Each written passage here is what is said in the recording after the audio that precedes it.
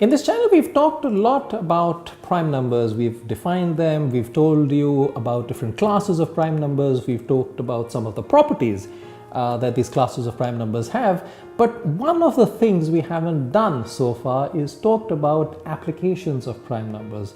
The natural question, where are they actually used in the real world? So what we're going to do in this video is sort of give you a nice sort of motivating example of the use of prime numbers in the real world. Now, most of us are rather familiar with the internet, and we're also aware that we can actually buy goods and services on the internet using a credit card.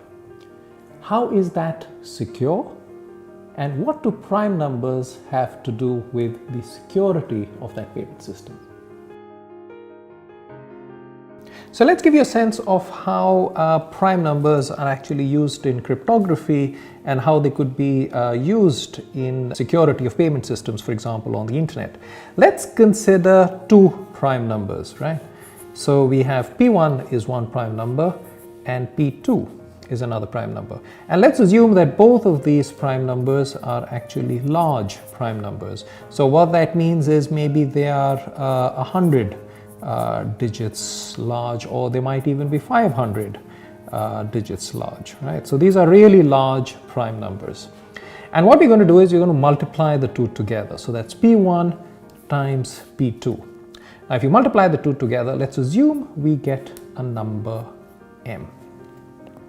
Now, when we go in this direction, i.e. if we multiply these two together and we want to get to M, that computation is actually easy. Now, it's not very easy by hand, but it's easy for a computer to do it. Now, if you want to go in the other direction, so for example, if I gave you M, I did not give you P1, P2, I just gave you M, and I said, can you work out P1 and P2? i.e. I'm essentially going in this direction. From M, I want to work out P1 and P2. That actually turns out to be hard. In fact, it's not hard, it turns out to be very hard.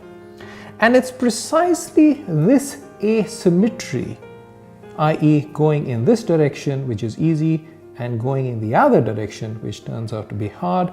This asymmetry is precisely what helps us to develop secret codes. Okay.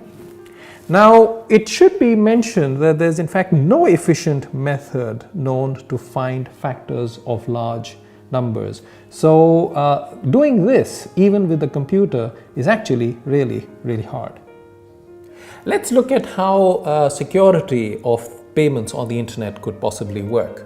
Imagine that we're trying to buy something on the internet, and one option for paying for whatever we buy is usually through a credit card. It's not the only option, but that usually is one of the options.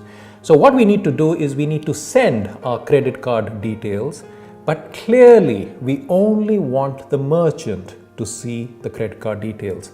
You certainly do not want anybody in the middle to see your card details. Now, the browser needs the public key encryption method of the merchant.